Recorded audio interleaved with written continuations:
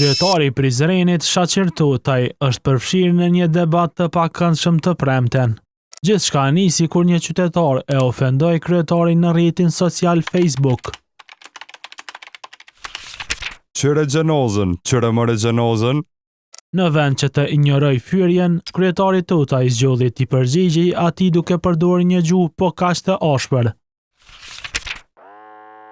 Nëse fore ki familje, përshëndeti krejt me rend.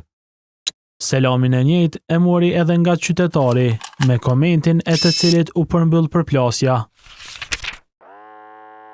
Disa minuta pas këtyre shkrimeve, postimi u largua nga faqja. Kryetari Tutaj përgjegjësinë ka hedhur te admini i faqes.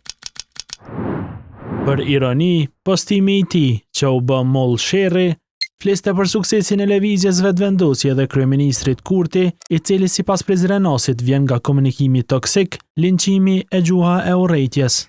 Shënjestër.net